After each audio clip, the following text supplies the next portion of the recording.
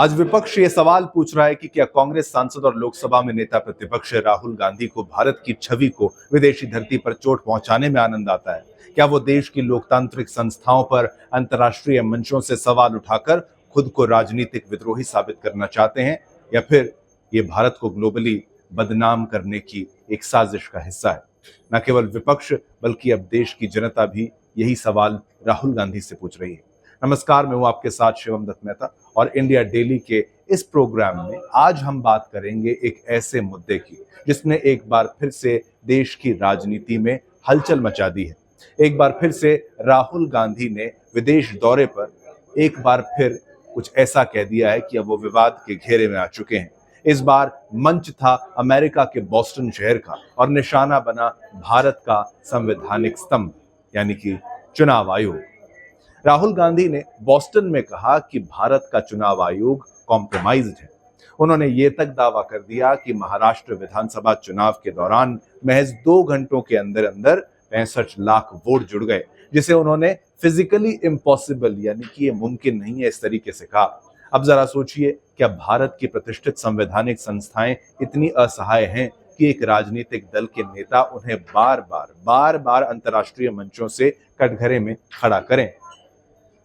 अब बीजेपी ने राहुल गांधी की इस टिप्पणी को भारत बदनाम यात्रा करार दिया है और सवाल उठता है कि क्या राहुल गांधी विदेशी जमीन पर भारत की गरिमा गिराने की कोशिश कर रहे हैं।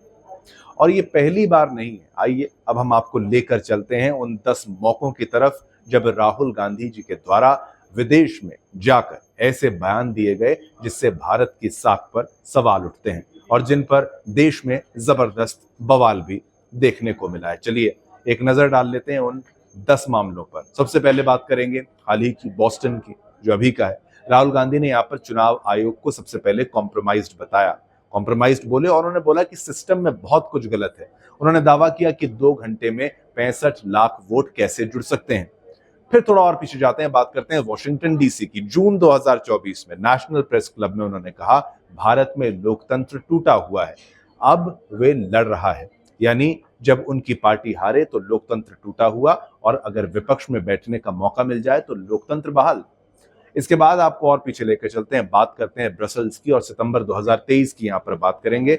राहुल ने यूरोपीय यूनियन के सामने कहा, भारत में फुल स्केल असॉल्ट हो रहा है, संस्थाएं निष्पक्ष नहीं रही, भेदभाव और हिंसा बढ़ रही है। थोड़ा और पीछे जाएंगे तो आपको लंदन लेके चलते हैं, मई 2022 पर। आइडियाज फॉर इंडिया कार्यक्रम में राहुल बोले, भारत की संस्थाएं परजीवी बन गई हैं। सीबीआई ईडी को डीप स्टेट बताया जो भारत को चबा रही हैं।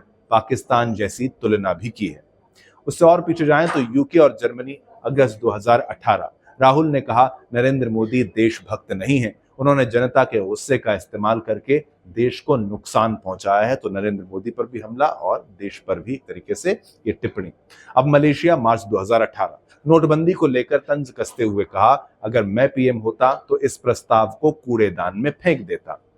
फिर बात करते हैं सिंगापुर 2018 का मामला। देखिए, ली कुआन यू स्कूल में राहुल बोले कि भारत में डर और नफरत का माहौल है, बहुलता की विचारधारा खतरे में है। फिर बात करते हैं और पीछे जाएंगे, बहरीन, जनवरी 2018 में एनआरआई सम्मेलन में वो बोले, सरकार बेरोजगारी से निपटने में फेल रही है और समाज में नफरत फैला रही है। और पीछे जाएं तो कैलिफोर्निया, सितंबर 2017 की अगर मैं आपको बात बताऊं तो उन्होंने कहा कि मोदी सरकार सिर्फ टॉप 100 कंपनियों के लिए काम कर रही है, भारत में अहिंसा के विचार जो हैं वो विचार खतरे में हैं। फिर बात करते हैं अमेरिका में 2017 के दौरे पर राहुल गांधी ने भारत की फ्री स्पीच पर सवाल उठाए। वो बोले, भारत में सहनशीलता नहीं रही। अब इस तरीके की बयानबाजी, फिर विपक्ष का उनको घेरना लाजमी है। राहुल गांधी बार बार कहते हैं कि वो भारत की असली तस्वीर दुनिया को दिखा रहे हैं, लेकिन क्या ये तस्वीर दिखाना है या फिर एक तरीके से, जैसा विपक्ष कह रहा है कि ये इससे देश की बदनामी होती है।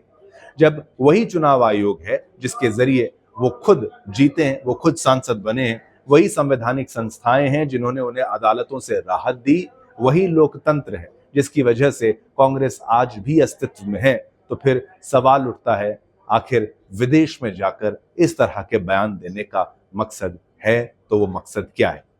अब क्या भारत में लोकतंत्र सिर्फ तब सही होता है जब कांग्रेस सत्ता में हो, यानी विपक्ष सत्ता में हो? क्या विपक्ष में बैठते ही देश की छवि बिगाड़ना जो है वो जरूरी हो जाता है, जो छवि है उसको धूमिल करना जरूरी हो जाता है, सवाल उठाना जरूरी हो जाता है? और क्या अंतर्राष्ट्रीय मंचों पर दिए गए ऐसे बयानों से भारत की साख, निवेश और कूटनीतिक संबंधों को नुकसान नहीं होता?